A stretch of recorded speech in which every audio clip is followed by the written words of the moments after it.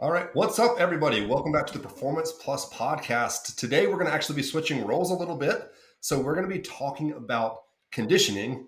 And for that, we're so fortunate to have Johnny B, our tech guy at Performance Plus that does so much more than tech stuff.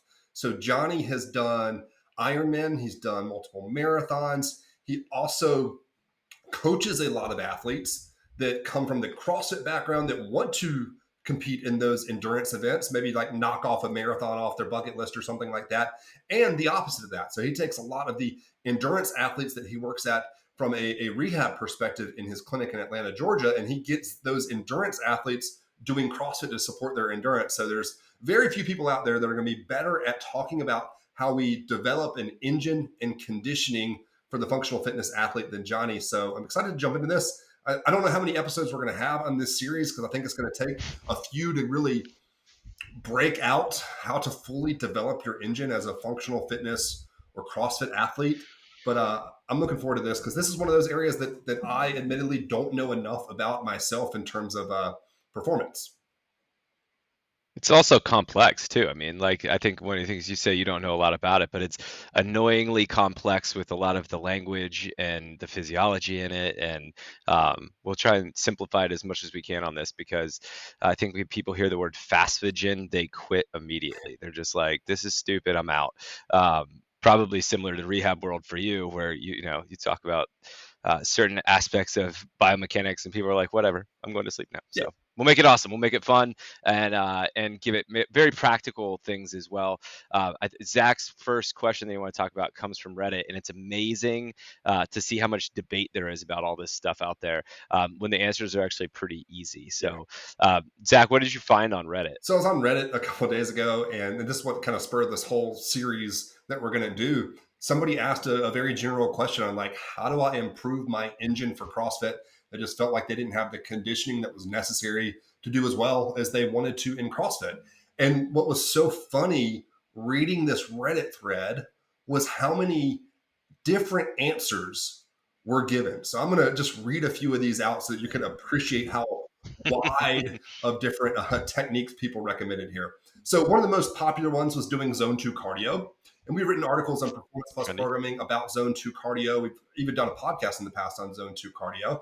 Certainly one of answer that could be appropriate here. That so zone 2 cardio is lower intensity cardio. But other people said join a local running club and train for a half marathon. Others said do interval work. But what's funny with the interval work is that there were answers on people saying do like threshold work, which we'll talk about eventually, and other people saying just do these short sprint intervals. So wide range of time domains when people recommended threshold work. Other people just simply said do more CrossFit and it's going to happen. Or they specifically recommended a specific brand of CrossFit or a specific programming company for CrossFit. Other people said stop doing CrossFit. That's not going to be what builds your engine. You need to just completely stop CrossFit and only do endurance specific work and then get back to CrossFit. And then even more people said join a CrossFit that has a dedicated endurance focused class. So all over the place there, from short sprint intervals to long zone 2 cardio to doing specific types of CrossFit to not doing CrossFit at all. So Johnny, of those different answers that people gave on Reddit, what is the true answer to developing your conditioning for CrossFit? The first answer is you got to know where you're weak to be able to improve it. So a lot of those answers that you kind of mentioned there, they target a lot of different areas. So zone 2 targets a certain piece of your physiology, a certain energy system, a certain heart function, versus intervals targets a completely different thing. So if you're weak at zone 2, you would want to work at zone 2 things. If you were super strong at zone 2 and kind of going super long and doing things forever, but you sucked at a workout like Fran or Helen, then you'd probably want to work a little bit more on threshold. So know what you're weak at is the first answer. And then the second answer is once you know what you're weak at, design specific implements to improve your weakness. But in general, we want to work on all of the components, all of the major different systems that create energy in our body to make a complete engine. And so when people talk about engine, I think that's one thing that also gets misunderstood. People think that it's like the Echo bike, like, oh, I got to get better at my engine, so I'm just going to get on the Echo bike.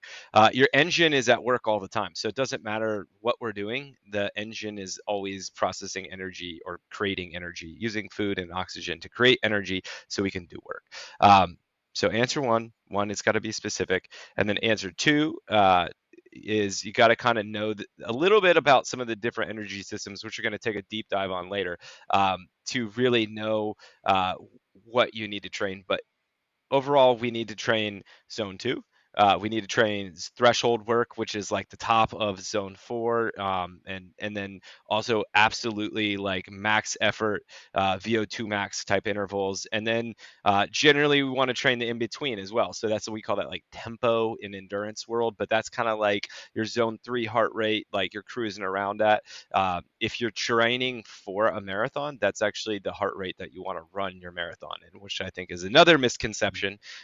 People are like, I'm going to go run a marathon, so I'm going to go run as hard as I can the entire time. That is not a good plan. So definitely developing completeness and all of that, and then developing strategies for how you're going to perform. I know before the podcast we were talking a little bit about Froning and Klokoff and some of these guys that uh, that are really strong dudes and like kind of how they operate inside of Metcons. And Rich is one that I love to use because I think it was the 2015 games, they ended with double grace, and you just watch him and he's just steady the entire time, picking people off. And that's because he's operating in his tempo pace. Like his 80% of his max heart rate is everybody else's zone 5. So they're just dying during this workout. Meanwhile, he's just flat. So that might give a good picture for some of you guys out there why it's actually important to train this. So does that answer the Reddit question you had? Yeah, that it's significantly more complex than just doing one thing. I think it's great Yeah. that you and I are doing this because we come from very different backgrounds athletically. Yep. And so we'd be a great example of this. I'm much more of a strength biased CrossFit athlete. I struggle a lot more with the conditioning side. You having trained how many Ironmen? I've done 2, and then I've done a ton of half Ironmans, a ton of Olympic distance sprints. I think I'm at like 30 or 35, 32 triathlons now. So if your goal personally was to improve your CrossFit specific fitness, a lot of zone 2 is probably not going to do yeah. a ton for you. For me, on the Yep. opposite side, if you look at the weights that I can lift compared to most CrossFitters, I'm above average on that. So I'm going to struggle a lot more on that endurance side, and zone 2 style stuff might help me out a little bit more. Overall, everybody wants to be training like the full spectrum of things here, but understanding that background's really, really important.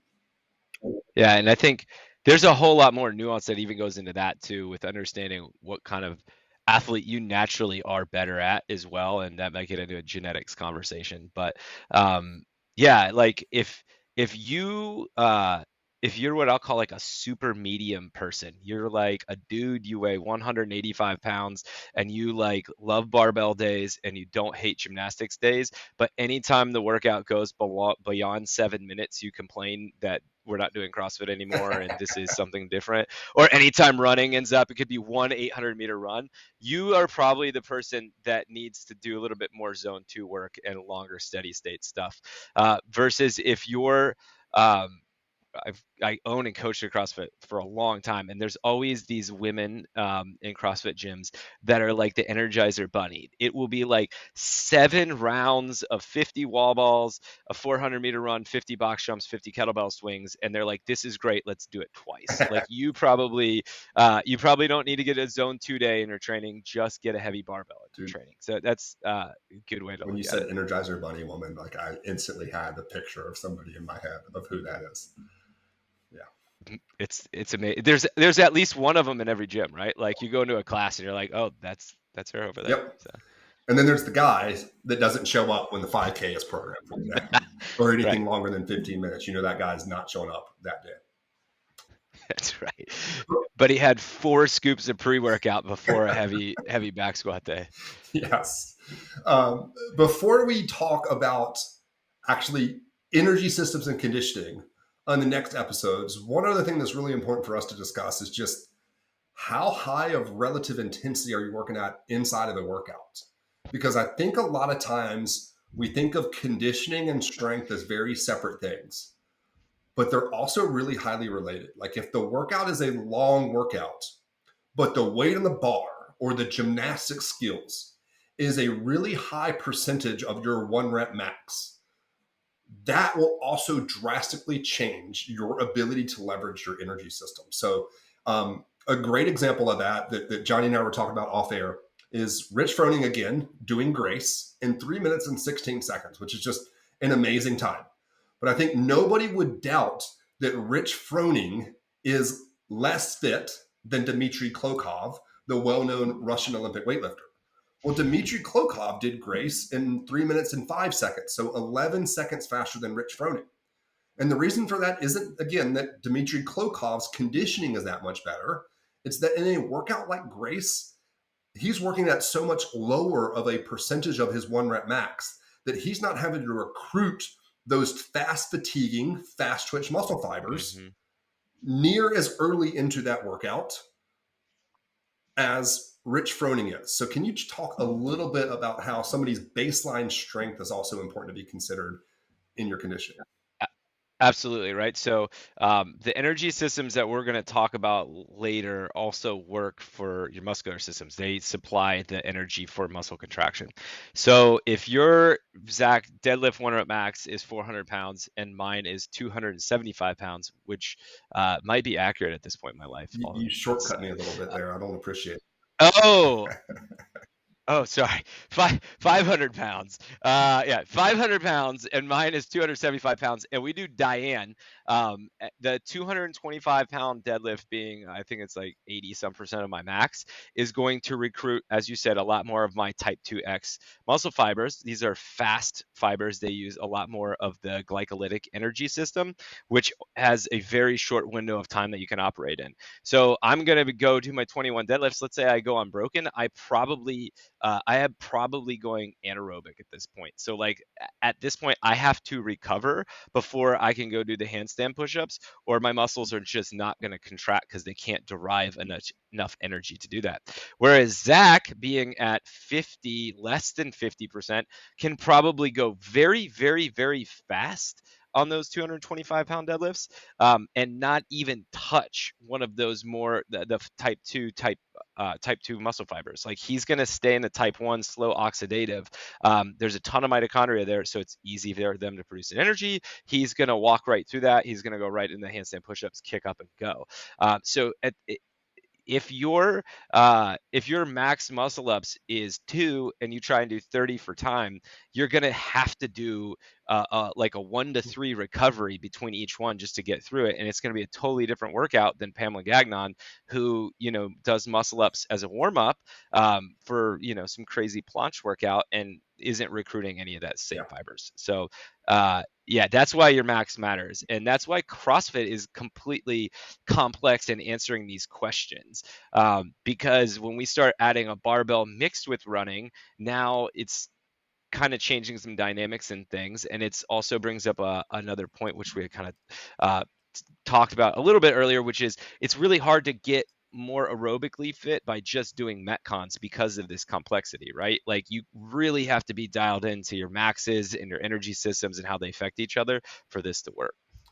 Yeah, and the workout, Diane, you said this as well, but I just want to really highlight it. It's important to recognize it with that workout too, the handstand push-ups. If you don't Yep. have that gymnastic strength base, it's the same as the barbell weight. Diane is by far my favorite workout of all. For some reason, I'm despite sure being it really is. tall and long, I'm also good at handstand push-ups. So if you made me choose one CrossFit workout to do over and over, it's Diane. Do you have weird anthropometrics with like your shoulder? Like do you have shorter like humerus and radius element? No? No, Okay. just long. Do you Are they open standards? Do you draw the little box? Like I feel Yeah, like open I have standards. questions about why you're so But good. I can Damn. a lot of times in workouts I'll do handstand push-ups strict because I'm actually faster strict than I am kipping. If I kip, it's just a really small knee bend, so that lets me fly through Diane. So Zach's a great example of why being jacked is so important, because even when you're really jacked, it allows you an extra buffer into your cardio. So I think that's what's really amazing about some of the games athletes, right? Like, people get in arguments about, how fit they actually are compared to other disciplines of athletes, but you're not going to find somebody that is strong enough to deadlift 500 pounds and has the lactate threshold to be able to run a sub 5 minute mile very often in the world. It is truly a unique thing. And then for them to also kind of have the body weight strength to not blow out doing 30 ring muscle ups where they're kind of staying their oxidative system is completely shocking. I mean, it is truly a special thing to be that fit. So, and special humans to do that. All right. Yeah, they're insane. Yeah. All right. So I think that's good for our first episode in the Yeah. series. Let's break down in our next one. Let's break down the different energy systems, which is going to get a little nerdy if you listen to the next one. We're going to try to stay as little nerdy as possible, but I think understanding that will help people understand why you then need to program specific types of workouts. Okay. I can't wait. This is going to be awesome. We're going to try to not use the big words as much as possible, and make it fun. So come back and learn about energy systems with us. All right. See y'all next time.